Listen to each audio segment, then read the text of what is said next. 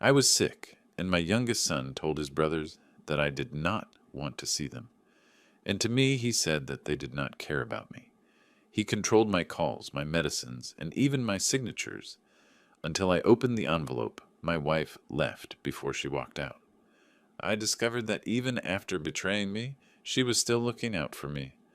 If this story breaks your heart, please subscribe, because sometimes the worst betrayals come from those we love the most. Tell us where you are watching from, and if you have ever discovered a secret that changed everything you thought you knew. There is something that does not let me sleep. It is 3 in the morning, and I am standing in front of the closed door of the study in my own house. Locked. A door that never had a key in 40 years. I try to turn the handle again. Nothing. From the hallway, I hear the heavy breathing of my son Ethan sleeping in his room. Or maybe he is not sleeping. Maybe he is just pretending. Because lately, I feel that everything in this house is fake. My name is Arthur Roosevelt. I'm 79 years old, and 8 months ago, I had a heart attack that left me as weak as a newborn. Since then, I have lived here with my youngest son, Ethan. He takes care of me, gives me my medicine, and prepares my food, but I have not been able to find my cell phone for 3 days. Yesterday, I found a bank document that I do not remember signing, and last night, I heard Ethan talking on the phone in a low voice. It is almost all ready. I just need him to sign one more thing. I do not know what is happening, but my body feels it. Every cell in my body is screaming that something is very wrong.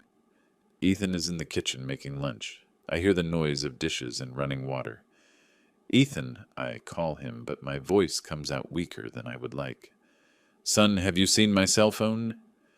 He appears in the doorway, drying his hands with a towel. He is 40 years old, tall, broad-shouldered, with black hair starting to gray at the temples.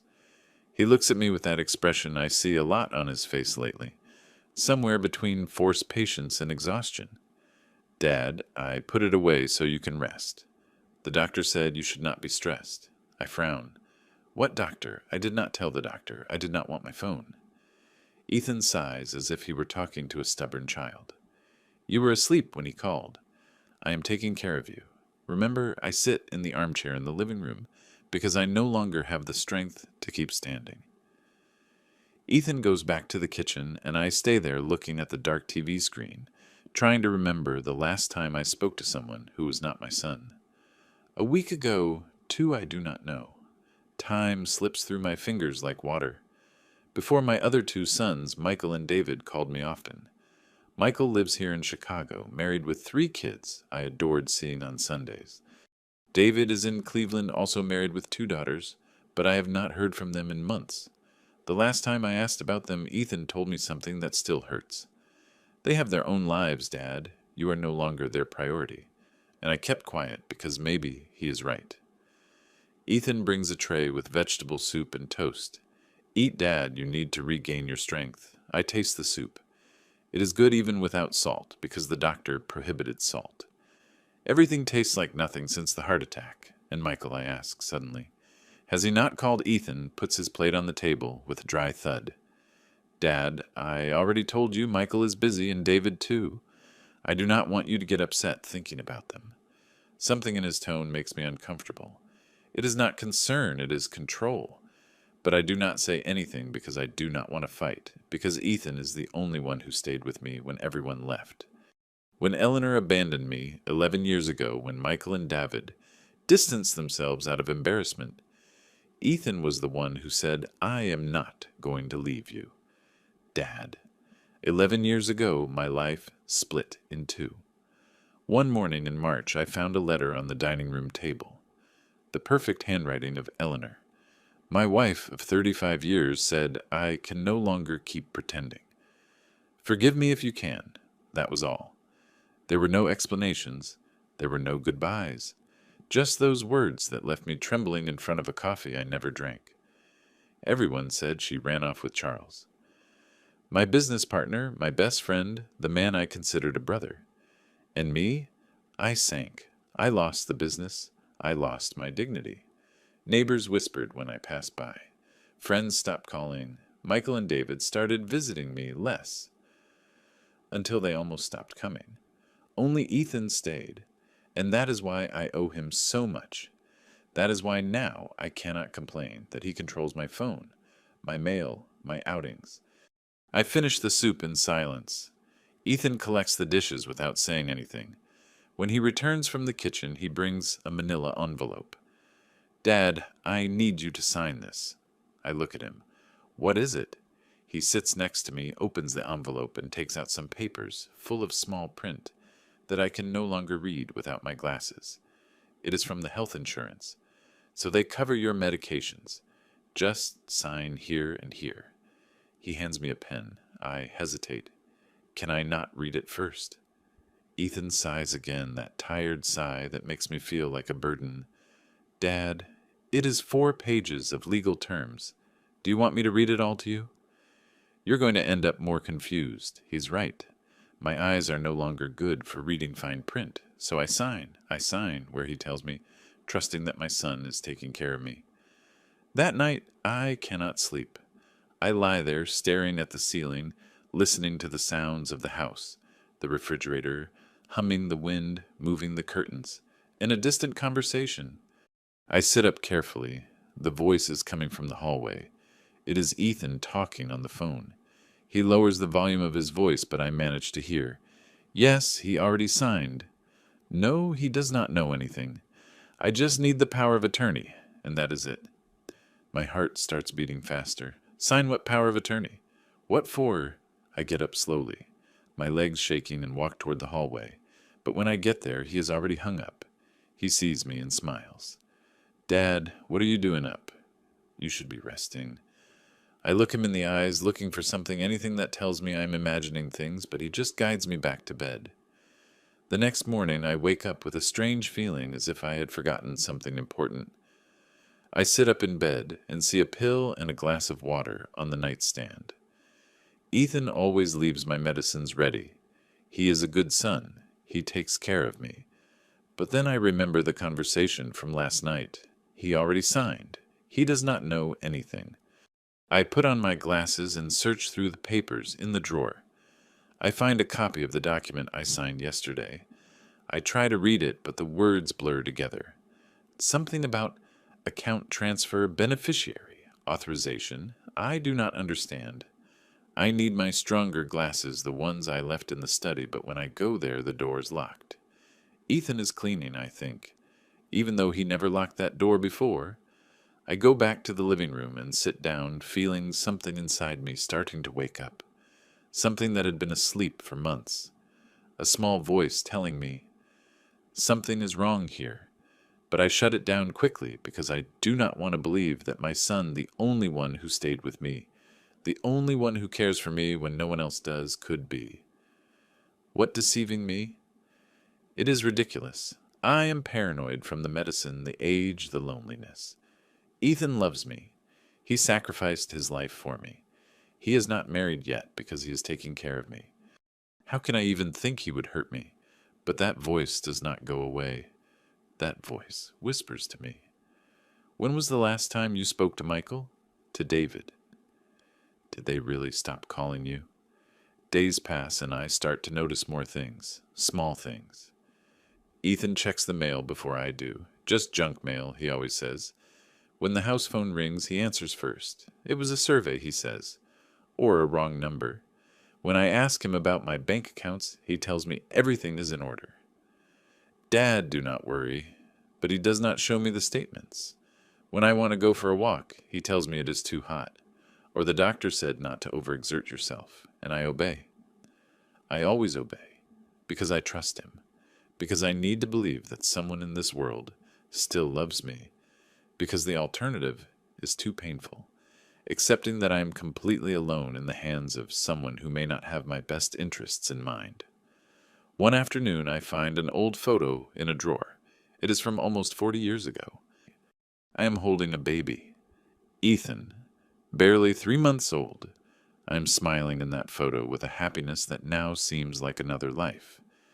Eleanor is by my side, also smiling, although her eyes have something I never knew how to decipher.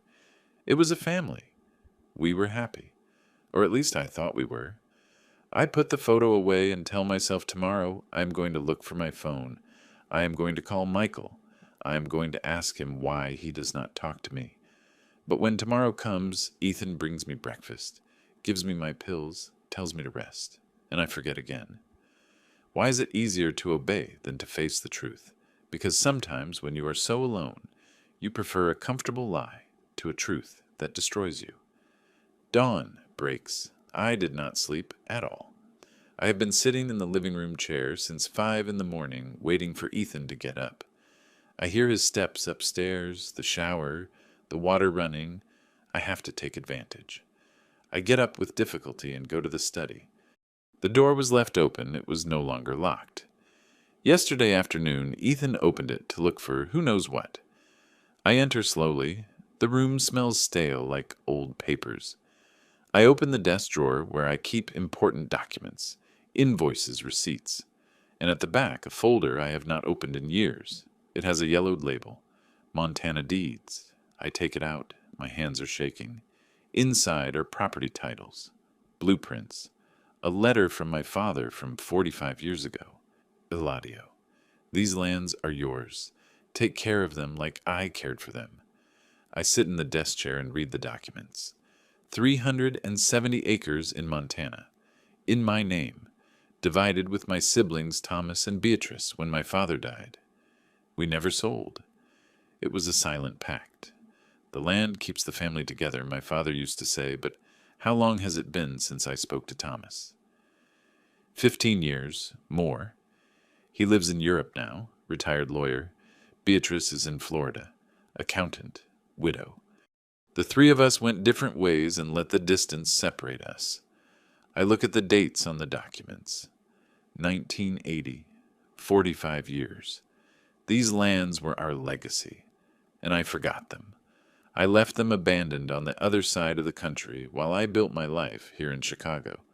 But now looking at these papers, I ask myself, why did Ethan lock this door? Dad, what are you doing up so early? Ethan's voice startles me. He is standing in the study doorway with wet hair and a bathrobe. He looks at me with that expression I see so much lately, half concern, half something I cannot decipher. I was looking for some papers, I say, trying to sound casual. Ethan approaches, sees the open folder on the desk, the Montana documents. His jaw tenses just for a second, but I see it. Why do you need those old papers? His tone is soft, but there is something underneath, something hard. I was just remembering the ranch, I say. It has been so long since I spoke to my siblings. Ethan sits on the edge of the desk. Dad, those lands are worth nothing. They are a piece of field in the middle of nowhere. Why worry about that? But I do worry because those lands represent something. They represent where I come from. I close my eyes and see myself 40 years ago, young 39, with Eleanor by my side, 2 months pregnant. Michael was 5 years old, David 3, all getting on a plane heading to Chicago. Eleanor was pale, nauseous. Are you sure about this? She asked me as the plane took off. Chicago is so far from everything. I squeezed her hand. Charles is waiting for us. He is going to help me set up the business. In 2 years, we are going to be better than ever. She nodded, but her eyes held fear. Or maybe it was not fear, maybe it was guilt. But I did not see it then. I only saw the future. A bright future in a new city, with my best friend helping us start from zero. Give me those papers, Dad. Ethan extends his hand. It is not a suggestion. It is an order disguised as care. Let me keep them in a safe place. You know how you get when you start thinking about the past. The doctor said you should not stress. I hesitate. I look at the documents. I look at Ethan, and something inside me wants to cling to those papers, but my hands release them because I am tired, because Ethan is right, because thinking about the past hurts. Ethan takes the folder. I am going to make you breakfast. Rest. He leaves the study with the documents under his arm, and I stay there feeling like I just lost something. I do not know what, but something. Something important that I did not even know I had until Ethan took it from my hands. Charles. That name comes back to my head like an echo. My best friend since childhood. We played football in the dusty streets. We shared secrets. We dreamed of conquering the world. When I decided to move to Chicago, he had already been here for 5 years. "Come on over, Arthur," he told me on the phone. "There are opportunities here. We can start something together." And I trusted. I sold my share of the family business. I packed up my life and came. Charles met us at the airport. He helped us with everything. House paperwork contacts. We became partners. For 30 years we worked together, importing goods, meat wine. We did well, very well. Charles was part of our family. He ate at our house on Sundays. He was the godfather of Ethan, my brother. That is what he was.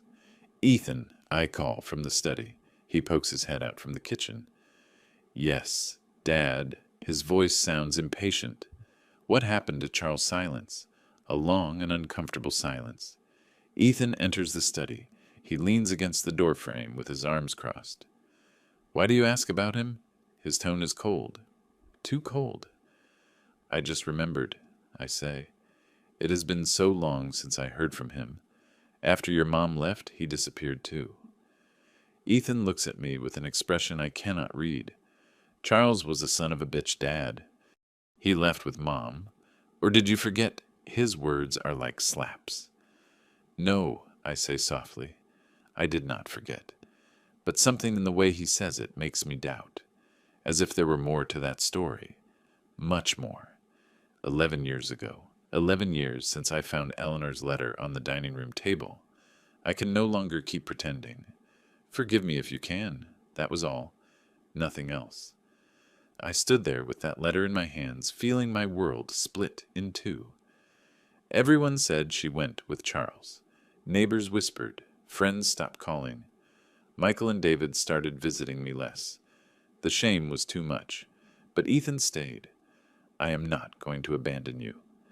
Dad, he told me that first night when I was crying in the armchair like a child. "I am staying with you." And he stayed. For 11 years, taking care of me, helping me, being the only son who did not run from the humiliation. That is why I owe him so much. That is why now I cannot question anything he does. Why did he save me when everyone left me? Did you ever know where they went? I ask Ethan while he brings a cup of coffee. He puts the cup in front of me with a dry bang. "No!" And I do not care. Mom betrayed us. Charles betrayed you. They are both trash. His rage is palpable. I can almost touch it. But Ethan, she was your mom. Did you never want to know why she left? He looks at me with hard eyes. I know exactly why she left. Because she was a liar. Because she lived her whole life pretending. And when she could no longer stand the weight of her lies, she ran away like a coward. There is something in those words. Something specific. As if he knew more than he says. What lies, I ask. But Ethan has already left the study. Drink your coffee, Dad, and stop thinking about things that have no solution. I am left alone again, drinking the coffee that is already cold, looking at the walls full of old photos. There is one of our wedding. Eleanor at 24, me at 27. So young, so happy. Or at least I believed we were happy. Another photo. The 5 of us in the garden of our first house in Chicago. Michael, David, Ethan. Kids. Charles is also in that photo, smiling, with his hand on Ethan's shoulder. My godson, he always said. And I felt proud to have a friend like that, a friend who loved my children as if they were his own. But now looking at that photo with an old man's eyes, I see something I did not see then. The way Charles looks at Ethan, the way Eleanor looks away, as if something hurt, something I could not see because I was too busy being happy. I hear the street door close. Ethan went out. He did not tell me where. He just shouted, "I will be back in an hour." And he left. I get up slowly and go to the study again. I look for the Montana folder. It is not there. I search in all the drawers. Nothing. Ethan took it.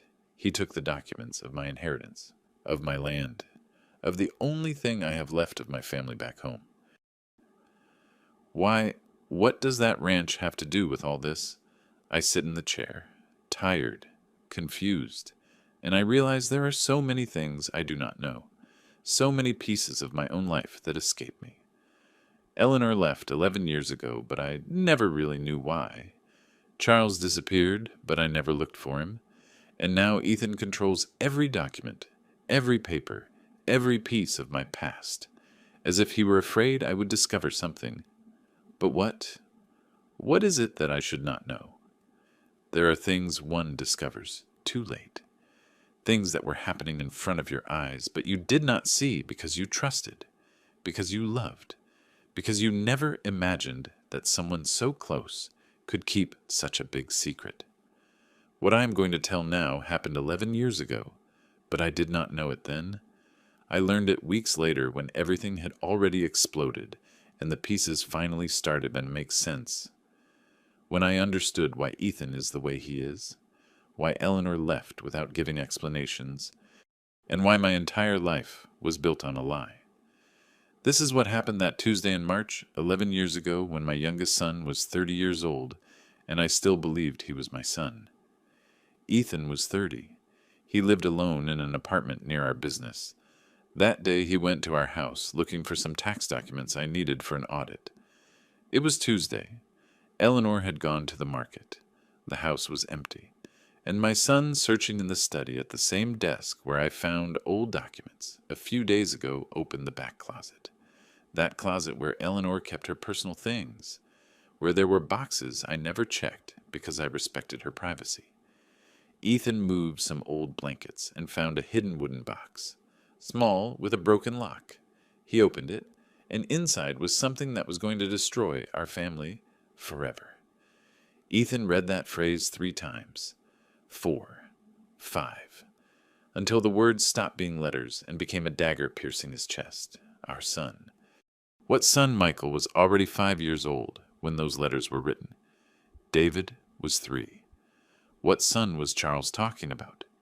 Ethan took the letter out of the envelope. The date was 40 years ago, 2 months before I married Eleanor, 2 months before we moved to Chicago, 2 months before Ethan was born.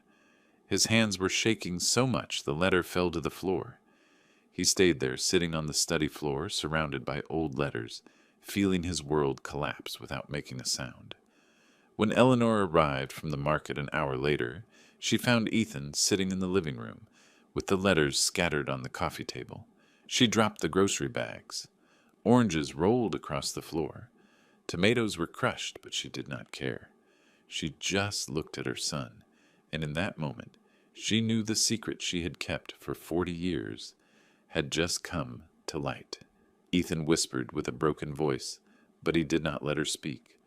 He held up a letter, the one with the cursed phrase, and held it in front of her like an accusation.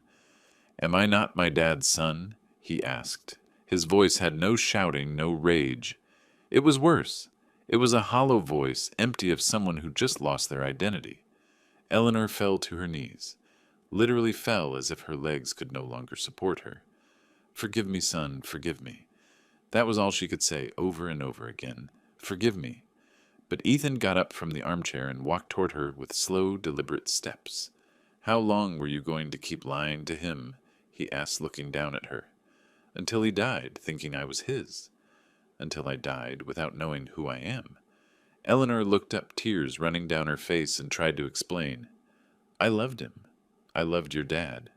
But I made a mistake when I was young, and—" Ethan did not let her finish.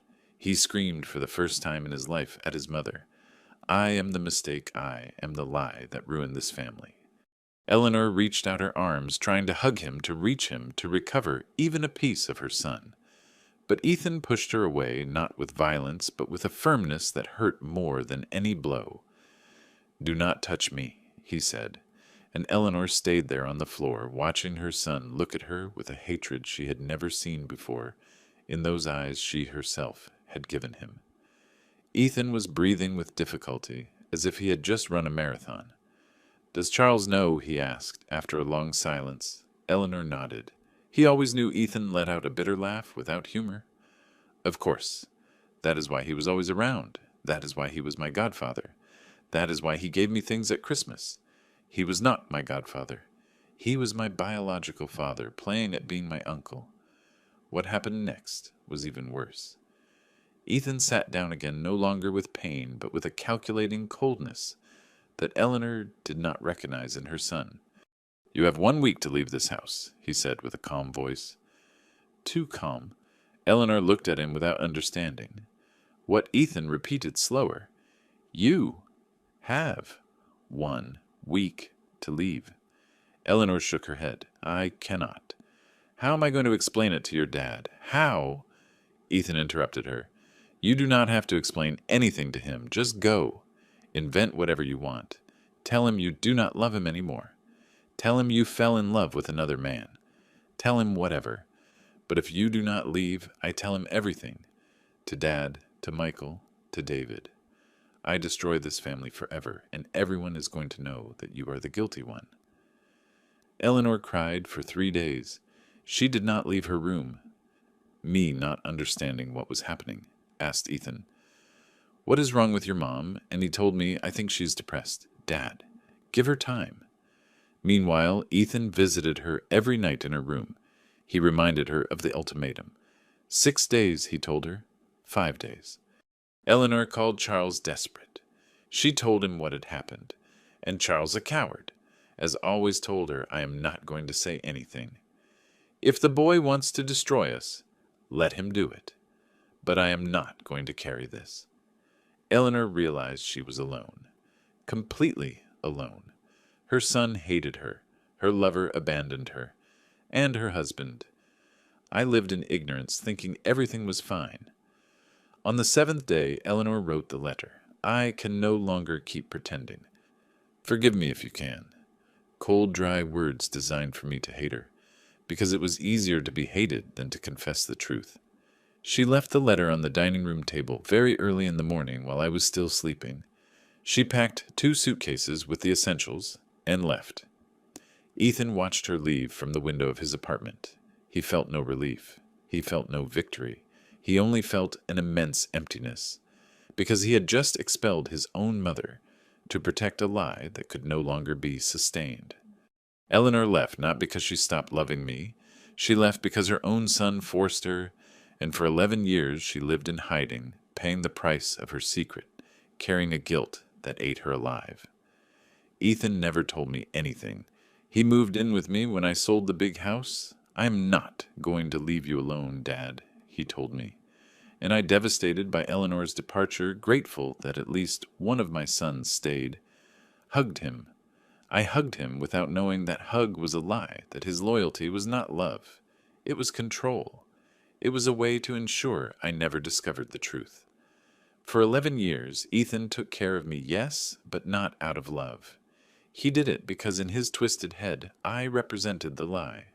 I was the stupid man who raised his partner's bastard without realizing it, and he stayed to see me pay for that stupidity, even though I was never to blame for anything. The worst sentence is not the hatred of the one you loved, it is the hatred of the one you brought into the world. Eleanor knew it for 11 years. She lived in hiding without family, without friends, carrying the weight of having been expelled by her own son. And I, without knowing it, lived 11 years next to the son who hated me in silence, who took care of me while planning to destroy me, who waited for the perfect moment to collect a debt I never knew I had. But all that I did not know until much later, until I opened the envelope Eleanor left, hidden the envelope containing the truth that would finally set me free. 6 months ago, while I was taking a nap in my room, Ethan was in the study reviewing old papers, family documents, deeds, property titles. He found something that changed his plans. The papers for the ranch in Montana. 370 acres my father left me more than 40 years ago. Lands I had forgotten that I thought were worth nothing, lost in a remote town. Ethan searched the internet, investigated, and discovered something I did not know. That area had developed. There were real estate projects, shopping centers, hotels, and those lands I thought worthless were now worth more than $3 million. $3 million that were in my name and Thomas's and Beatrice's, but I was the one living here, weak, sick, easy to manipulate. That night, Ethan did not sleep. He stayed up calculating. If I sell that land, I do not need anything from him. I can disappear with the family money that was never mine. But there was a problem. He needed me to sign a power of attorney to be able to sell in the name of the 3 Roosevelt siblings. He needed Thomas and Beatrice not to find out. And above all, he needed to isolate me. Because if Michael and David visited me, if I talked to my siblings, if anyone checked my papers, the plan would fall apart. So that night, Ethan decided to destroy what little family I had left. Not just for the money, but because in his twisted head, I deserved to suffer. I deserved to pay for having been the stupid man who raised the son of his traitor without realizing it. The first call was to Michael. "Brother, I need to talk to you," Ethan told him with a serious voice. They met in a coffee shop far from my house. "Dad is angry with us," Ethan told him, looking him in the eye with a perfectly rehearsed lie. "He says that when Mom left, and neither you nor David did anything to stop it, that he needed you and you abandoned him." Michael frowned. Dad said that Ethan nodded. He told me crying. "He says you hurt him so much he does not want to see you anymore, that you remind him of the worst moment of his life." Michael stayed silent with a huge guilt growing in his chest. Because it was true, he and David had distanced themselves after Eleanor left. Then Ethan finished him off. "Give him time. I am taking care of him. Maybe one day he will forgive you." Then it was David's turn. Same coffee shop, same lie, same result. David cried, "I want to see him," he said. But Ethan shook his head. "Not yet. He is very resentful. If you pressure him, it will be worse." And David, feeling guilty, accepted. He stopped calling. He stopped insisting. He waited for me to give signs of wanting to see him. Signs that never came because Ethan controlled my phone. He deleted messages. He did not pass me the calls. And when I asked about them, Ethan would tell me with a sad tone, "Your sons are very busy, Dad. They already have their own families. You are no longer their priority." And I, believing him, sank deeper into loneliness, thinking everyone had abandoned me. Without knowing it was my own son who was building that invisible cage around me 4 months ago, Ethan took me to the bank. "Dad, we have to update your data," he told me that morning while helping me get dressed. I was still weak after the heart attack. I got tired with any effort. I trusted Ethan to guide me, take care of me, tell me what to do. We arrived at the bank, and the manager received us with a professional smile. "Mr. Roosevelt, what a pleasure to see you." But when we started talking about accounts, movements, papers, Ethan took control. "My father is a little weak after the heart attack," he told the manager while I tried to respond. The manager asked to verify my ID and do a brief video validation. I, embarrassed by the situation, nodded and signed where Ethan indicated. The manager looked at me with pity, that same pity I saw in the neighbor's eyes 11 years ago, and I felt shame. A deep shame that made me want to disappear. I tried to speak. "I am fine," I said with a trembling voice, but Ethan put a hand on my shoulder and interrupted me gently. "Dad, relax. Trust me." And I shut up, because that is what a father does. He trusts his son. The manager took out some documents. "We need you to sign here, here, and here." I took the pen. "What am I signing?" I asked. Ethan answered before the manager, "It is just to update the beneficiaries of the account, Dad, so that if something happens to you, I can help." I signed. I signed without reading. I signed because my son asked me to. But what I was really signing was a transfer of funds, an authorization for Ethan to move my money without my permission, a trap disguised as care. We left the bank, and I could not walk straight.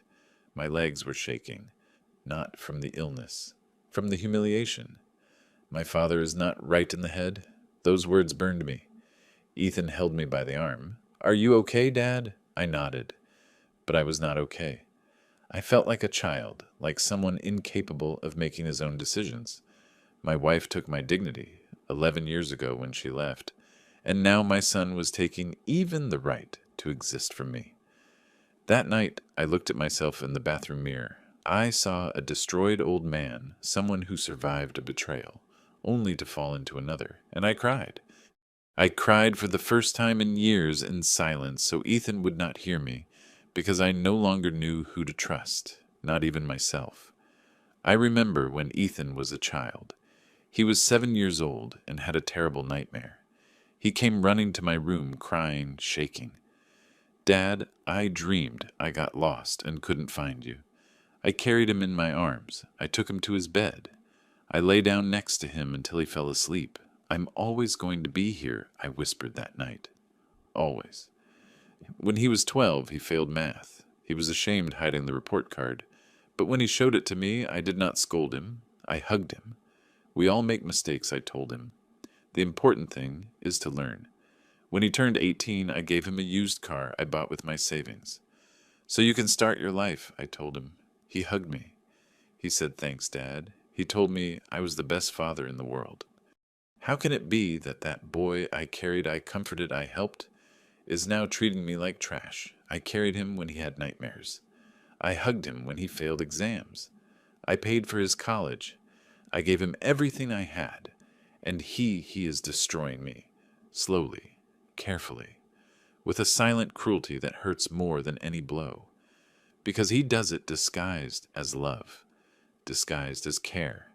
He brings me food, and I do not know if it is to feed me or to control me. He gives me medicines, and I do not know if it is to cure me or to keep me weak. He speaks to me with a soft voice, and I do not know if it is affection or manipulation. And that doubt, that damn doubt, is killing me inside. Last night, I heard another phone conversation. Ethan was talking in the hallway, believing I was asleep. "I almost have everything ready," he was saying. "I just need him to sign the power of attorney. After that, I can sell without anyone finding out." No, he suspects nothing. He is too weak to realize. I stayed paralyzed in my bed. My heart beat so fast, I thought I was going to have another heart attack. Sell what power of attorney for what? And then I remembered the ranch in Montana, the lands my father left us, the ones we never sold, the ones Ethan knows exist because he checked all my papers. And I understood. I understood that my son did not stay with me out of love. He stayed because he was waiting for this, waiting for me to be weak enough to steal everything from me. If you are listening to my story, please tell me in the comments where you are watching from. Sometimes knowing there are people in the world who listen to me gives me strength to keep going. Because right now, sitting in this bed with a tired body and a broken soul, I need to believe I am not crazy. That what I am feeling is real. That my son is really betraying me. And it is not just the medicines confusing me. I need to believe that someone somewhere understands this pain. This pain of loving someone who hates you, of trusting someone who destroys you, of needing someone who is only waiting for you to die to keep what little you have left. It is Tuesday afternoon, and Ethan just went out. "I'm going to the pharmacy for your medicines, Dad. I will be back in an hour," he told me before closing the door. I hear his car engine moving away, and something inside me, something that has been asleep for weeks, wakes up. I do not know if it is intuition, desperation, or simply that I cannot stand this locked-up life anymore. But as soon as I am alone, I get up from the bed with difficulty. My legs shake, my chest hurts, but I do not care. I have to find my phone. It has to be somewhere. Ethan did not throw it away, I'm sure. He hid it because if he had thrown it away, he would have bought me a new one by now to not raise suspicions. I walk slowly toward the study, holding onto the walls, breathing with difficulty. The study door is closed but not locked. I enter. The room smells of old papers and that cologne Ethan wears. I search the desk. Nothing. I check the drawers. Invoices, documents, folders. And then in the bottom drawer, under some old magazines, I find it. My cell phone. It is off. I turn it on with trembling hands. It takes forever to turn on. The screen lights up, and then the notifications start arriving one after another, like an avalanche. WhatsApp messages. Missed calls. 53 missed calls. 31 from Michael. 22 from David. The phone vibrates so much in my hand I almost drop it. I open WhatsApp. The most recent messages are from this morning, 3 hours ago. Dad, are you okay? Says Michael's message. Please answer me, says another. Ethan says you do not want to talk to us, but I need to hear your voice. I need to know you're alive. I read message after message. They all say the same thing. Everyone is looking for me. Everyone misses me. And I thought they had abandoned me, that they were ashamed of their old and pathetic father. But no, they never abandoned me. It was Ethan. Ethan stole my sons from me. He isolated me. He lied to me, and I believed him. My fingers shake so much I can barely touch the screen. I look for Michael's contact. I press call. The phone rings once. Michael answers before the second ring. His voice comes out like a desperate scream. Dad. Dad, is that you? I cannot speak. Emotion closes my throat. I take a deep breath and manage to say, yes, son, it is me. On the other side, I hear a sob. Michael is crying. Dad, my God, Dad, are you okay? What happened? Why don't you answer my calls? I swallow saliva. Son, why don't you call me? There is a silence, and then Michael says something that breaks my soul. I have called you every day for 6 months. Every day, Dad. Ethan tells me you blame us for what happened with Mom, that you said we did nothing to prevent her from leaving, that you never want to see us again, that we remind you of the worst moment of your life. I feel the world stop, the walls move, the floor disappear beneath my feet. I never said that, I whisper. And then louder, never son, I never said that. I have waited for you every day. I ask about you, and he tells me you are busy, that you have your lives, that you do not remember me anymore. Michael cries. He cries with a pain that goes through the phone and destroys me. Dad, forgive me. Forgive me for believing. I should have come anyway. I should have insisted. I am crying too now. Tears roll down my wrinkled face. No, son, do not apologize. I should have looked for you. I should have fought harder. For 5 minutes, neither of us speaks. We just listen to each other cry. Two men, father and son, separated by lies, reconnecting through shared pain. I am coming over right now, Michael says finally with a firm voice. I do not care what Ethan says. I am going to see you, Dad, today. I nod, even though he cannot see me. Yes, son, please come. Michael hangs up, and I stay there sitting in the study chair with the phone in my hands, feeling something I have not felt for months. Hope. I call David. He answers just as fast. Dad, his voice trembles. I tell him the same thing. He cries just like Michael. I am leaving right now from Cleveland, he says. It is a 3-hour drive, but I am going to drive fast. Hold on, Dad. I'm coming. I hang up, and I allow myself for the first time in so long to believe that I am not alone, that I have a family, that I am still someone's father. I sit in the living room armchair to wait. I cannot stop crying. I cry like I haven't cried since my mother's funeral 30 years ago. I cry for all the months I lost, for all the times I asked about my sons, and Ethan told me they did not care about me, for all the nights I fell asleep thinking no one loved me anymore. My son stole my other sons. He made me believe I was alone in the world. He isolated me. He manipulated me. And I believed it. I believed every word, because I trusted him. Because a father always wants to believe his son cares for him out of love. But it was not love, it was control. It was an invisible cage built with lies. An hour passes. I hear a car stop in front of the house. Fast steps. The door opens without knocking, and there is Michael, my eldest son, 46 years old, gray at the temples, red eyes from crying so much. He sees me sitting in the armchair and runs toward me. He hugs me. He hugs me so tight my chest hurts, but I do not care. I hug him back. Dad, he says against my shoulder. Dad, sorry. I stroke his head like when he was a child. No, son, forgive me for not fighting harder, for believing you had abandoned me. We stay like that, hugging, crying for what seems like an eternity, recovering lost time, healing the wounds Ethan opened so carefully. 2 hours later, David arrives. He enters breathing hard, sweating as if he had run all the way from Cleveland. "Dad," he says, and he joins the hug. The three of us cry together. 3 men, a family broken by lies, trying to go back to being what they once were. "Ethan told us you were angry with us," says David. "That you told him we did nothing to prevent Mom from leaving," Michael adds. "He told us you did not want to see us. That we hurt you. And we—" "God, Dad, we believed him." I shake my head. "It is not your fault. Ethan is very convincing, and you had no reason to doubt him. Neither did I. Until now. I tell them everything. The hidden phone, the conversations I heard, the papers I signed without knowing what they were." Michael stands up furious. "I'm going to talk to him. Right now." But I stop him. "Wait. I need to know what else he did. I need proof." David goes to his car and brings his laptop. "I can check your bank accounts if you give me access." I give him my passwords. The ones I remember. David enters the system, and what we see freezes us. Transfers. Dozens of transfers in the last 6 months. $5,000 here, $3,000 there, $1,000 over there. Everything in Ethan's name.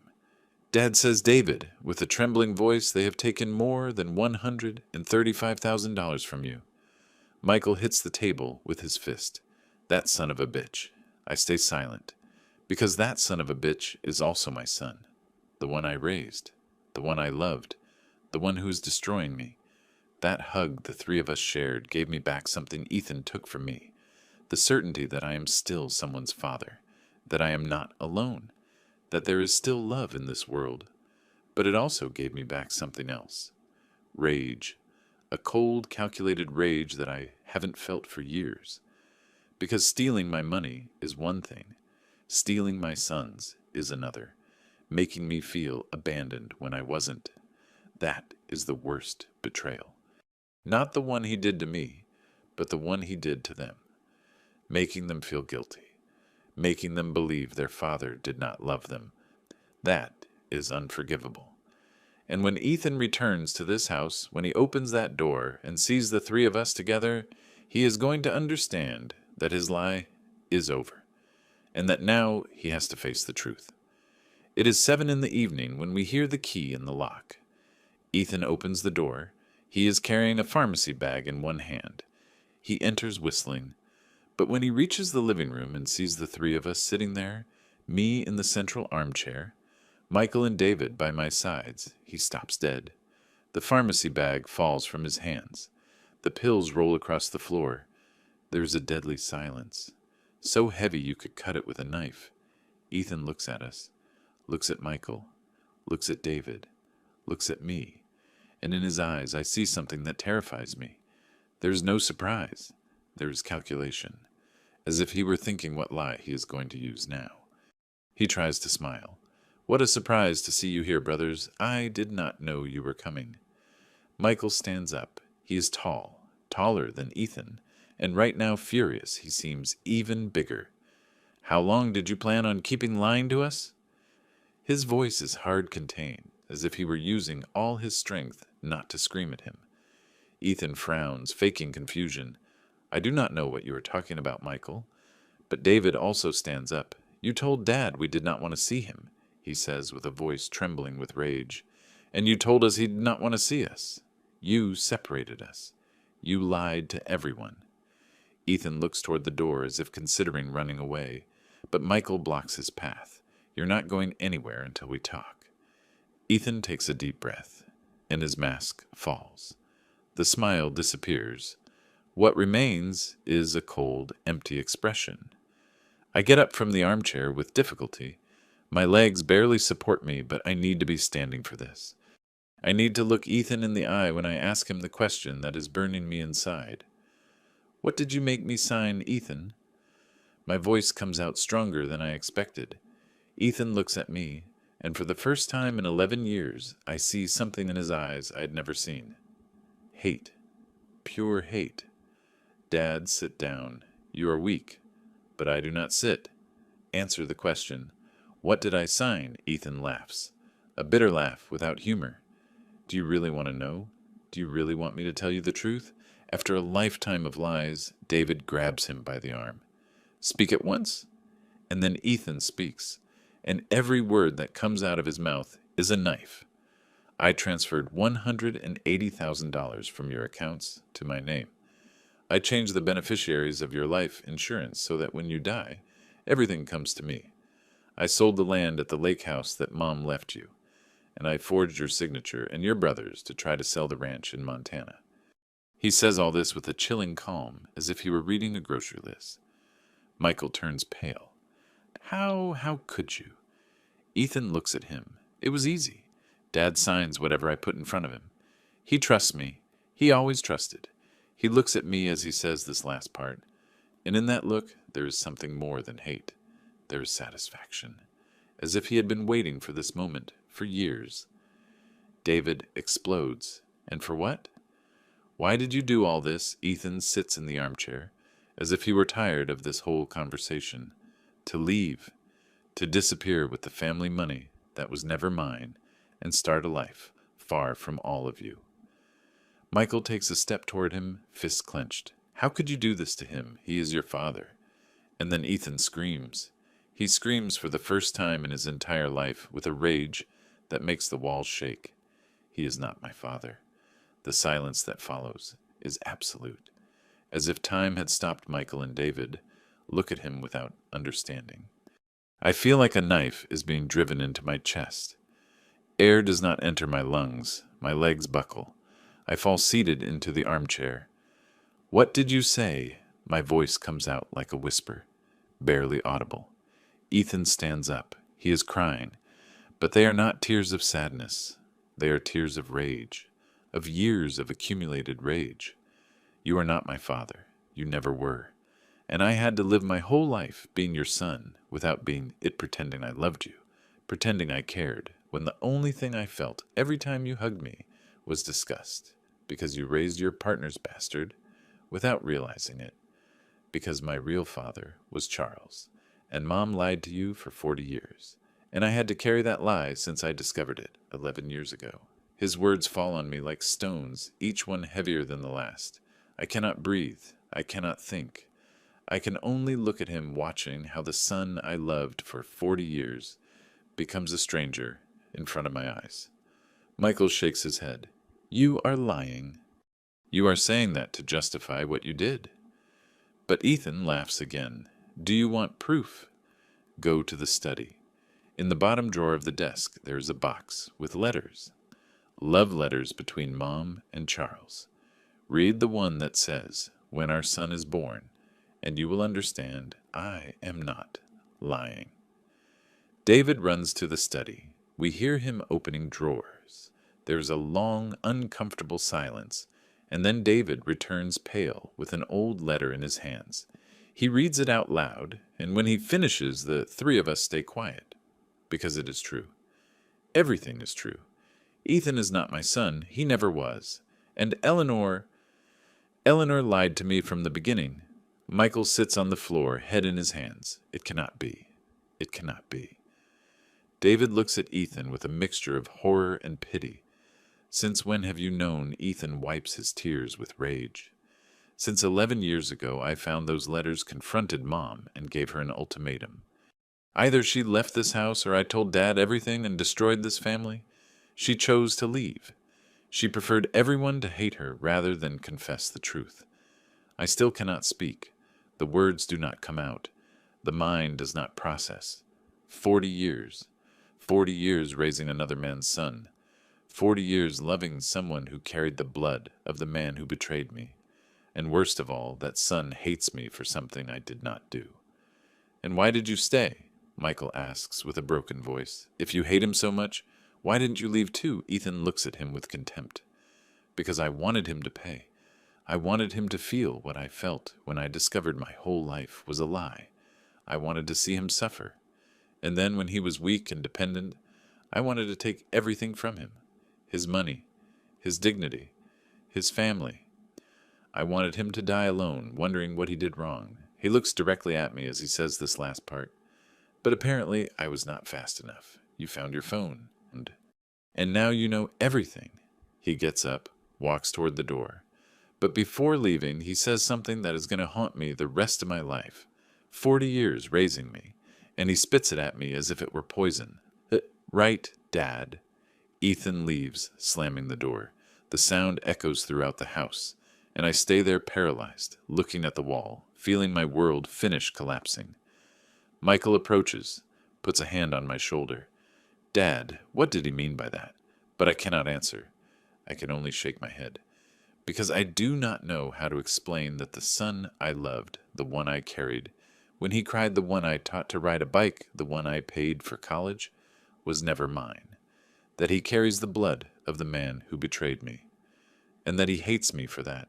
He hates me for something I did not know, for a lie I did not tell. 40 years raising him, and he spits it at me as if it were poison, as if all that love had been in vain. That night I do not sleep. I sit in the armchair staring at the old photo of baby Ethan, the photo where I am smiling with such happiness. And now I understand why Eleanor was crying in that picture. It was not emotion, it was guilt, because she knew that baby was not mine. And for 40 years she kept that secret, until Ethan discovered it. And instead of telling me, instead of giving me the chance to process the truth, he slowly expelled me from his life. He manipulated me. He isolated me. He robbed me. He made me believe I was alone, and all because I made the mistake of loving a son who was not mine, of giving him my last name, of treating him as if he were my blood. Michael and David sleep in the guest room, but I cannot sleep, because now everything makes sense, and that sense is killing me. 2 days pass, 2 days in which I do not eat, I do not sleep. I just sit in the armchair watching the door, waiting for Ethan to return. Michael and David stay with me. They sleep in the guest room. They bring me food that I do not taste. They talk to me, but I do not listen. I am somewhere else, in a place where I try to understand how it is possible that everything I believed true for 40 years was a lie. How is it possible that the son I loved hates me so much? And how is it possible that I did not realize it? It is 3 p.m. on the second day when I hear a knock on the door. It is not the doorbell. It is soft knocks, as if the person knocking felt they had no right to enter. Michael goes to open it, and there is Ethan. He looks gaunt, red eyes swollen from crying so much, wrinkled clothes, messy hair. It looks like he has not slept either. When he sees me, his eyes fill with tears. "Dad," he says with a broken voice. Michael stands between us. "You have nothing to do here." But Ethan looks at him. "Please let me talk to him. Just 5 minutes." David comes down the stairs, hearing voices. He stays there watching. I get up from the armchair with difficulty. "Let him in, I say." My voice sounds tired, defeated. Michael hesitates, but finally he steps aside. Ethan enters. He stands in front of me 6 feet away, as if he did not dare to get closer. "Dad, I am sorry. Sorry for what I said." His words come out choppy between sobs. I was angry. I do not know what happened to me, but you are my father. You always will be. It does not matter what a paper or an old letter says. You raised me. You loved me. And I love you too. I swear, he says this last part, falling to his knees, literally on his knees in front of me, crying like a child. He smells of sweat, of fear, of that cheap cologne he always wears. His body shakes, and something inside me, something that should be dead, after everything that happened, breaks. Because I am a father, and a father, no matter how much he is hurt, always wants to believe that his son can change, that his son still has something good inside. I approach him with my legs trembling. I put my shaking hand on his head. I feel his hair damp with sweat. I feel how he shudders under my touch. "Son, it does not matter what you said. I raised you. I love you. That does not change." Ethan looks up. He looks at me with those eyes full of tears, and he hugs me. He hugs me so tight I feel his ribs against my chest, his ragged breathing against my neck, the heat of his body against mine. He smells of fear and desperation. I hug him too. My old hands cling to his back, and my heart, that sick heart that survived a heart attack, beats so fast I think it is going to explode. Not from pain, from hope. From that stupid hope a father has that his son can still be saved. For a moment, just for a moment, I close my eyes and believe that everything is going to be okay, that this hug is real, that the tears I feel on my shoulder are genuine, that my son came back to me. Michael and David watch us from afar with skepticism, but I need to believe.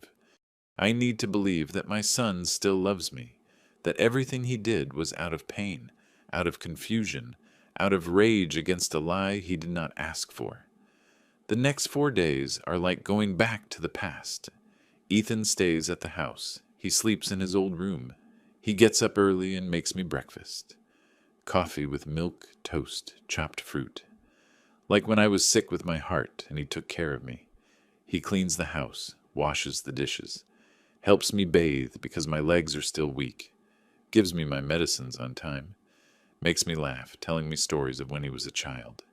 Do you remember, Dad, when you taught me to ride a bike? I fell like 10 times, but you never let go. And I laugh.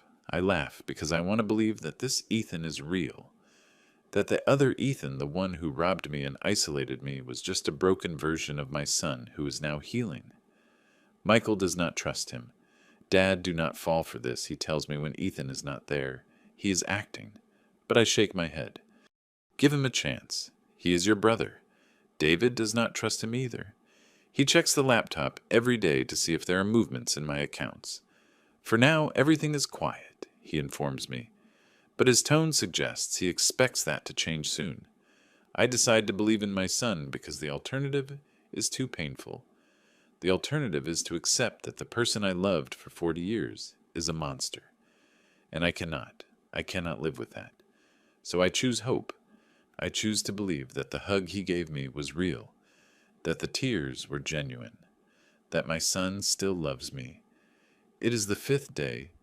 It is 10 in the morning. Ethan left early. He said he was going to the bank to fix the transfers. I am going to return everything to you today, Dad. He promised me before leaving. I stayed having breakfast with Michael and David. We talk about trivial things, about the weather, about the grandkids I haven't seen in months, about plans for when all this is over. And then Michael receives a call. It is from the bank. His face goes pale. He hangs up. He looks at me, and in his eyes I see something that freezes my blood. Pity. Dad, he says slowly. Ethan emptied your bank account this morning. He transferred $95,000 to an account he opened 3 days ago. I stay paralyzed. The fork falls from my hands. It cannot be. It cannot be. David grabs his phone, makes frantic calls. To the bank, to the insurance company, and with every call his face gets paler. He hangs up the last call and looks at me. He also sold your car, the one that was in your name, for $4,000.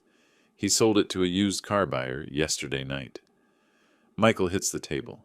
That son of a bitch. But David hasn't finished, and there is more. He contacted a buyer in Montana, a real estate developer. He offered him the ranch for $2 million, $50,000 as a bribe to speed up the paperwork without you or your siblings finding out. The hug was a lie. The crying was theater. The 4 days of being a good son were just to buy time. So I would lower my guard to finish robbing me of everything while I believed he was repentant. I do not cry. I do not scream. I do not do anything. I just stay there. Sitting, looking out the window, I see cars passing, people walking. The world keeps moving as if nothing had happened. But my world stopped. Michael sits next to me. Dad, are you okay? But I do not answer. I do not know if I am okay. I do not know if I am ever going to be okay. Because what just happened is worse than the first betrayal. Much worse. Because this time I chose to believe. This time I opened the door. This time I hugged him knowing he had hurt me before. And he used that hug, that moment of vulnerability, to destroy me better. To rob me while I slept, thinking my son had returned to me. I carried him when he was a baby, I say finally, with an empty voice without looking away from the window. I taught him to ride a bike. I paid for his school. I gave him everything I had, and he hugged me to rob me better. David puts a hand on my shoulder, but I do not feel it. I am numb, as if my body were here, but my mind were somewhere else, in a place where I try to understand how it is possible that someone can hug their father, cry in his arms, promise him that everything is going to be okay, and at the same time be planning how to steal his last dime. How do you do that? How do you look someone in the eye and lie with such ease? I do not understand it. And maybe I never will. There are hugs that kill more than blows because blows hurt the body, but false hugs hurt the soul. They make you believe you are still loved. They make you lower your guard. They make you vulnerable. And when you finally realize that hug was a trap, the pain is 1,000 times worse. Because they not only robbed you, they robbed your hope, your faith, your capacity to trust again. Michael calls the police. David calls a lawyer. But I do not hear anything. I just stay there looking out the window, feeling how the last piece of love I had for Ethan turns to ash. And I ask myself, how many hugs were lies? How many times did he tell me, "I love you, Dad," while planning to destroy me? Did he ever truly love me? That night, sitting in the darkness of my room, I do something I haven't done for 15 years. I look for my brother Thomas's phone number. It is saved in an old notebook with handwriting from decades ago. I dial with trembling hands.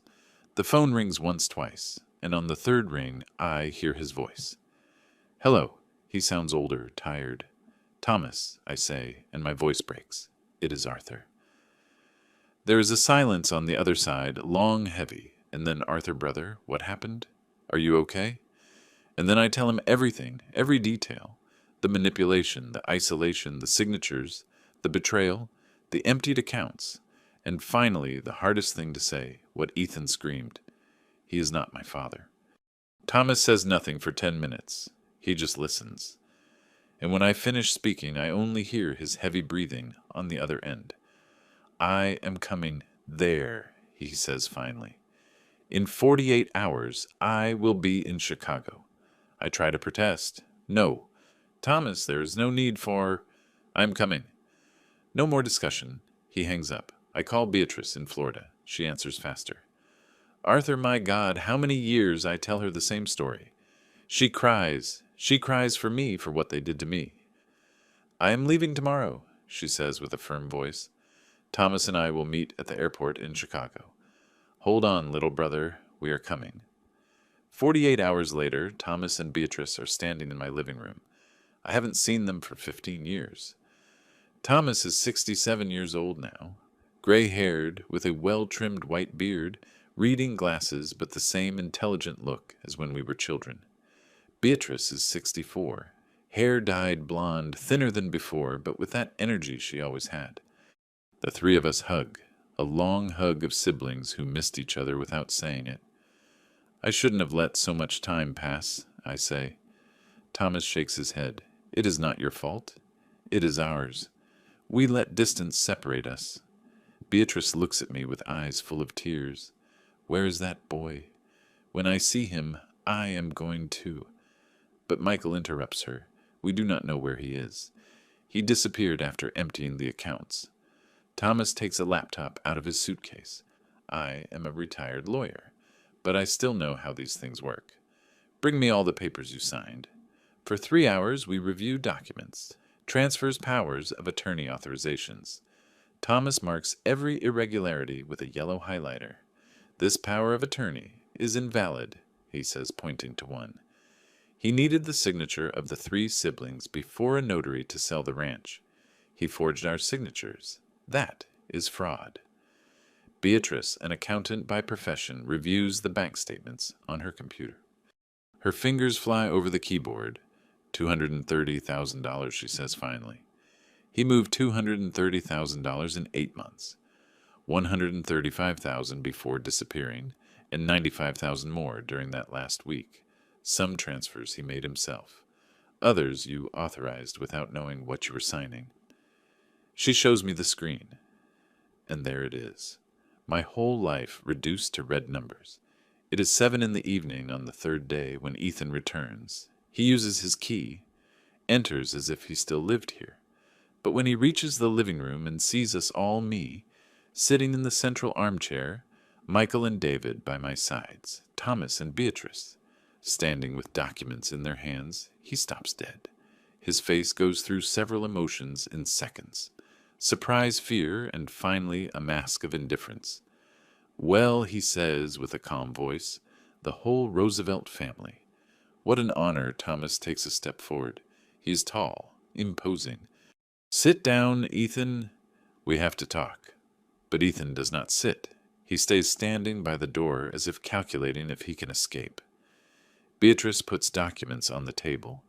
We reviewed everything, the transfers, the forged powers of attorney, the contacts with buyers in Montana. Ethan looks at them with that cold smile I now recognize too. I was the one who stayed when all of you abandoned him. His voice holds poison. He points at Thomas. You went to Europe and never came back, not even for Dad's funeral. He points at Beatrice. You stayed in Florida and forgot you had brothers. He points at Michael and David. You were ashamed of your father when your mother left, and you left him alone. And finally, he looks at me. And me, I was the idiot, who stayed taking care of a man who is not even my father. Thomas does not flinch. He takes out his phone. We checked your messages. You blocked our numbers on Arthur's cell phone. You changed his emergency medical contact to yours. You never told us he was sick. Beatrice adds with a hard voice, if something happened to him, no one would find out. Only you. Do you know what that means? It means you were isolating him intentionally, preparing the ground so that when he died, you could keep everything without anyone asking questions. Ethan laughs, a bitter laugh, without joy.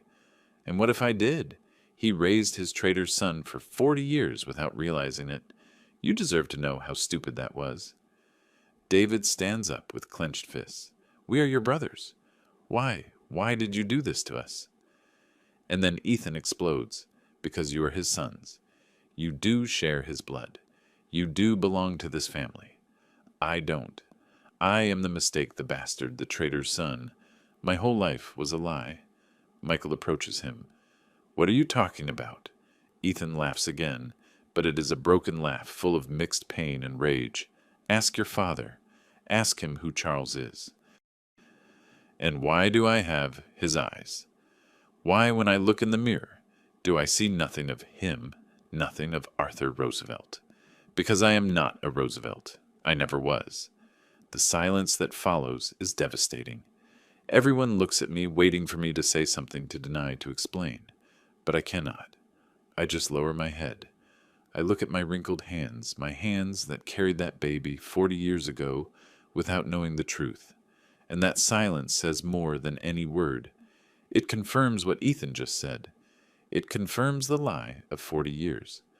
Michael and David do not fully understand, but they see the pain on my face. They see how I deny nothing. And something inside them breaks too. My father's silence hurt me more than any word.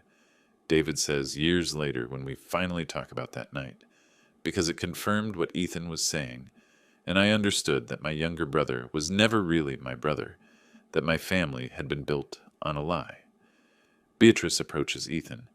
She speaks to him with a voice that mixes hardness and compassion. Ethan, what happened 40 years ago was not your fault, but what you did these last months is. You isolated your father, you robbed him, you manipulated him, and that has no justification, no matter who your biological father is. Ethan walks toward the door.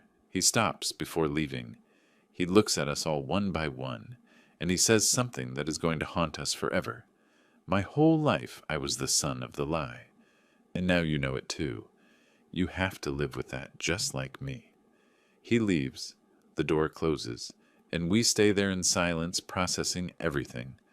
Thomas is the first to speak. I am going to report him. Fraud, forgery of documents, elder abuse. He is going to pay for what he did. But I shake my head. I do not want revenge. I just want peace. Beatrice sits next to me, takes my hand. Brother, what he did is not right. But what Eleanor did wasn't right either. And you did not deserve to carry this. I cry. For the first time in front of my siblings, I cry. That night, we all sleep in the same house. Thomas in one room, Beatrice in another, Michael and David in the guest room, and me in my bed, staring at the ceiling, thinking about everything I lost. I lost my wife 11 years ago. I lost my partner and best friend. I lost money, dignity, years of my life. But above all, I lost a son. A son who was never mine, but whom I loved as if he were. And that love now I know was not enough. Because love cannot cure a lie of 40 years. It cannot change blood. It cannot erase resentment. It can only exist hurt and finally turn to ash. And while my siblings sleep in the nearby rooms, I feel something I haven't felt for years, that I am not completely alone, that I still have family, an imperfect distant family, but family nonetheless. And maybe, just maybe, that is enough to keep living. I cannot sleep. It is 2 a.m, and the house is silent. Thomas snores in the guest room. Beatrice sleeps in the room that was Michael's when he was a child. Michael and David went to their houses, promising to return tomorrow morning. And I am here awake, looking at the ceiling, thinking about everything that happened, about everything I lost, about everything I discovered. I get up carefully. My legs tremble, but I manage to get to the study. I turn on the light. The room smells of old papers and memories. I go to the closet where Eleanor kept her things. That closet I haven't opened in 11 years because it hurt too much. But now I need to open it. I need to look for something even if I do not know exactly what. I open the doors. Inside there are boxes, old clothes, photo albums, and at the back, almost hidden behind everything, a wooden box. Small, with a lock but without a key. It has a label stuck with yellowed adhesive tape. It says, "For Arthur." Open only when the truth comes to light. My heart starts beating faster. My hands shake so much I can hardly take out the box. I put it on the desk. I look for something to force the lock. An old screwdriver I find in a drawer. I pry it open. The wood creaks. The lock breaks. I open the lid slowly, and inside I see an envelope sealed with red wax, a handwritten letter, legal documents, old photos of when we were young, and a small note on top of everything. Forgive me. I take the letter with trembling hands. It is written in Eleanor's perfect handwriting. That handwriting I would recognize anywhere. I sit in the desk chair. I take a deep breath, and I start reading. Arthur, if you are reading this, it means Ethan did exactly what I feared. He hurt you. I have to stop. The words blur. I breathe again. I continue. And surely you already know the truth I kept for 40 years. Ethan is not your biological son. He is Charles's son. The words stick in my chest, even though I already know this truth. But reading it in her handwriting, knowing she wrote it, confirms it in a definitive way that hurts to the bone. I keep reading. My eyes fill with tears, but I cannot stop. I know these words destroy you, and I deserve your hatred, but I need you to know how it happened. When I was 22, before marrying you, I had a relationship with Charles. I got pregnant. He did not want to know anything. He left me alone. You appeared in my life like an angel. You loved me. You respected me. You asked me to marry you. I accepted. Without telling you I was pregnant. I thought you would never know. I read every word, feeling how my entire life is rewritten. Every memory is stained with lies. Our wedding day, Ethan's birth, Christmases, birthdays, everything built on a lie that Eleanor carried alone for decades. And I never suspected anything. But Charles returned when Ethan was 5. He threatened to tell you everything if I did not. Let him be part of the boy's life. That is why he became your partner. That is why he was always close. I stop. 30 years. For 30 years I worked alongside that man. I lent him money when he needed it. I celebrated his birthdays. I called him brother. And all that time he knew. He knew I was raising his son. He knew I knew nothing. And he smiled. He smiled while I was the biggest idiot in the world. I squeeze the letter so hard I almost tear it, but I breathe. I force myself to calm down, and I continue. For 30 years I lived with that lie. I loved you, Arthur. I loved you with everything I had. But the weight of the guilt was killing me. Tears fall on the paper. They stain the ink. But I keep reading because I need to know. I need to understand. 11 years ago, Ethan found old letters and discovered the truth. He hates me, and he has the right. I ruined his life. He told me you have 1 week to leave.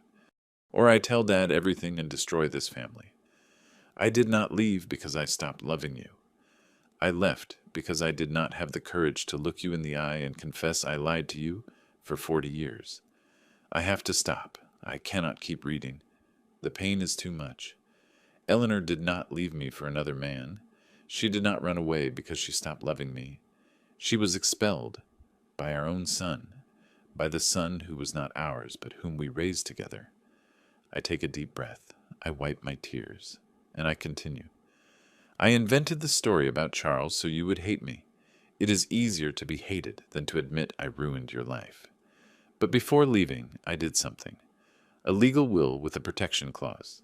If any of my children, including Ethan, manipulates, isolates, or defrauds my husband, they automatically lose any right to properties bearing my name or signature. I also left all the documents that prove what Ethan did to you. Inside the envelope are legal documents. I take them out carefully. It is a will, signed by Eleanor 11 years ago, a week before leaving. She reviewed it with a lawyer. It is sealed, certified legal. I read the protection clause. Every word was written thinking of me protecting me from something she knew could happen, because she knew Ethan. She knew his pain. She knew his rage, and she knew that someday that rage would explode against me. There are also bank records, transfers Ethan made, documents I signed without knowing what they were. Everything kept by Eleanor as proof, as weapons she left so I could defend myself when the moment came. She lied to me for 40 years, but she also protected me. She betrayed me, but she left the weapons to defend me. I continue reading the letter. I do not expect your forgiveness. I just want you to recover what he tried to take from you. And I want you to know something, Arthur. You were Ethan's father, not Charles. You carried him when he cried. You taught him to be a man. A father's love is not in the blood. It is in the arms that hold when the child falls. I failed you, but you never failed him. Forgive me if you can. If not, just remember that I loved you until the last day. Eleanor. And at the end, an address. I live in Santa Fe, New Mexico, Canyon Road, number 47. If you need a witness to validate these documents, look for me. I'm going to be there until I die, waiting for someday you can forgive me. I finish reading, and I cry. I cry like I haven't cried since I found her farewell letter 11 years ago. I hear footsteps in the hallway. Thomas enters the study. Arthur, are you okay? I heard you. He stops when he sees me. He sees the letter in my hands, the tears on my face. He approaches slowly. What is that? I pass him the letter. He reads it, and when he finishes, he also has tears in his eyes. She knew, he says with a trembling voice. She knew what Ethan was going to do, and she protected you. Beatrice also wakes up, reads the letter, cries, calls Michael and David. At 4 a.m, everyone is in the study, reading the letter, crying. Not just for me, but for everyone. For Eleanor, who carried that lie. For Ethan, who was born into it. For us, who lived believing something that was never true. David takes my hand. Dad, you did not know anything. It was not your fault. But I shake my head. But he grew up hating me for something I did not do. And I loved him without knowing that every hug hurt him. That every time I told him, I love you, son, he felt it was a lie. Because in his mind, I was not his father. I was just the stupid man who raised him without knowing the truth. Michael hugs me. You were his father, blood or not. You raised him. That counts more than anything else. But I know it is not that simple. Sometimes love is not enough. Sometimes you love someone who was born into a lie so big that no matter how much you love them, you can never erase that truth. And that truth destroys them, and destroys you. Thomas takes the legal documents. With this, we can reverse everything Ethan did, recover the money, cancel the sales, and make sure he never comes near again. Beatrice nods. Eleanor's will is valid, it is certified. Ethan is automatically out of any inheritance. He cannot claim anything. I look at them, and for the first time in weeks, I feel something like hope. It is not happiness. It is not relief. It is just the certainty that this is going to end, that I am going to recover some of what I lost, and that Eleanor, even after everything she did, even after the biggest lie of her life, loved me enough to protect me. That does not erase the betrayal. It does not erase the pain. But it gives me something to hold on to in the middle of so much darkness.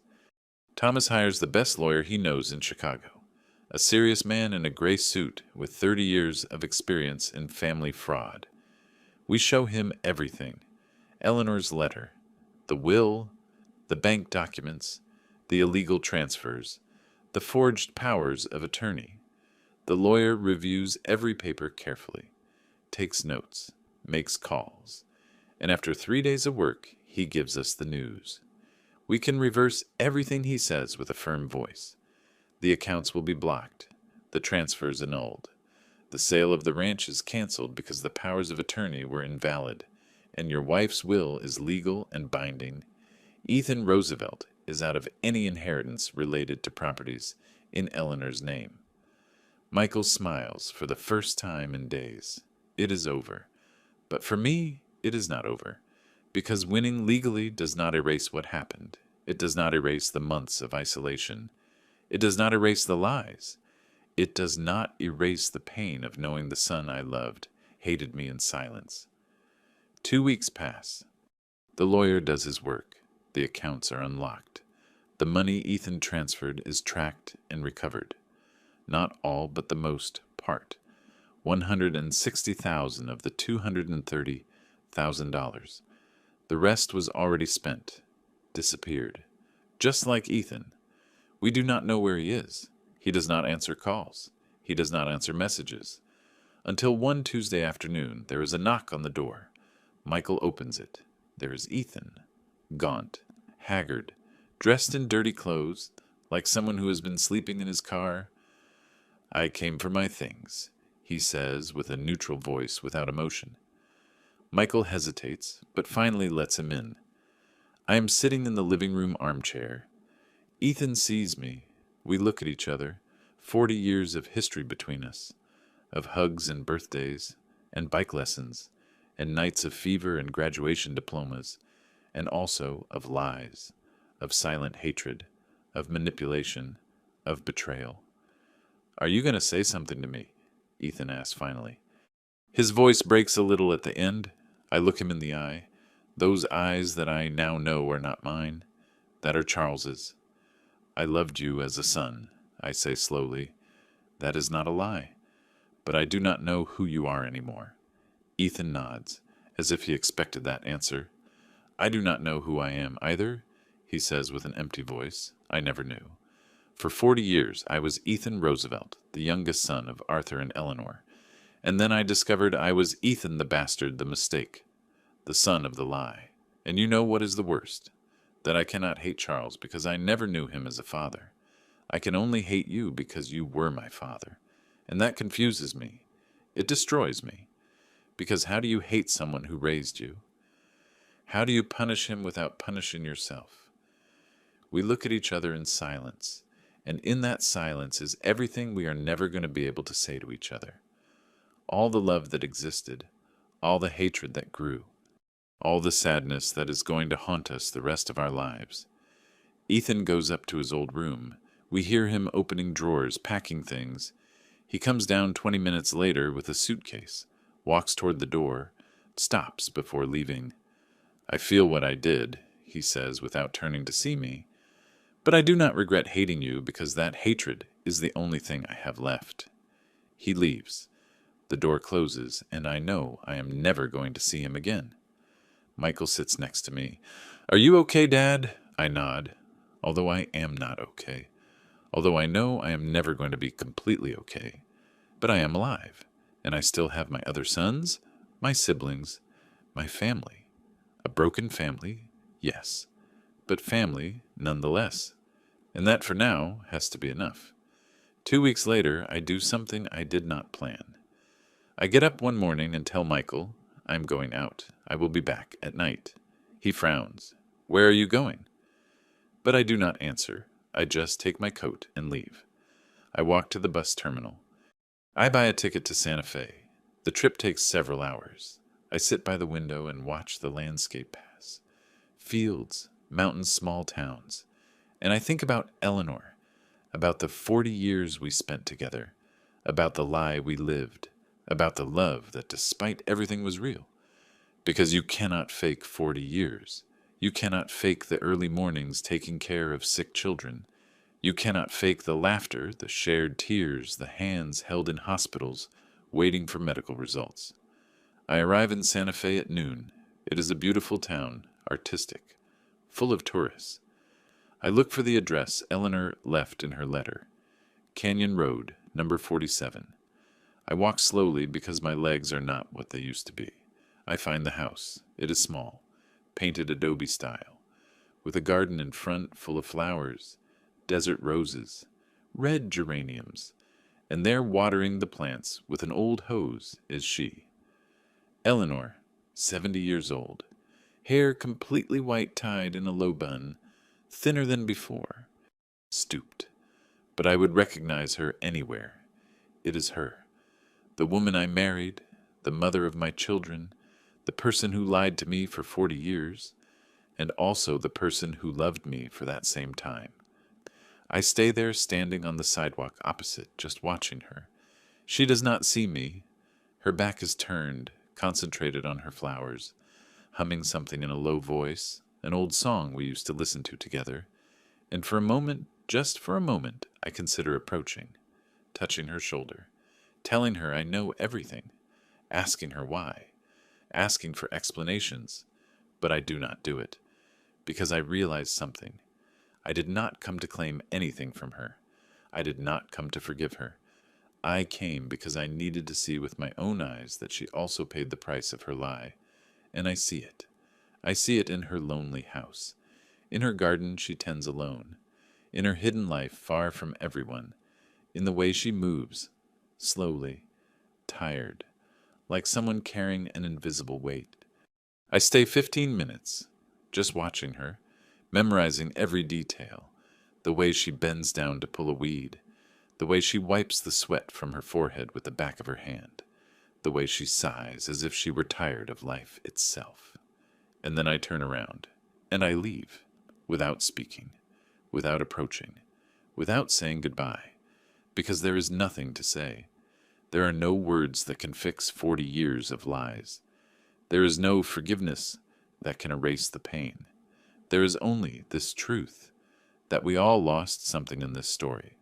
I lost the truth about my family. She lost her family completely. Ethan lost his identity. Michael and David lost the innocence of believing their family was perfect. And we are all going to carry those losses the rest of our lives. I return to Chicago on the last bus of the evening. I arrive home at 9 at night. Michael and David are waiting for me with dinner ready. Roast chicken, rice, salad. Where were you? Dad asked David. You had us worried. I sit at the table. I look at both of them. My sons, my true sons, the ones who share my blood, the ones who never doubted who they were.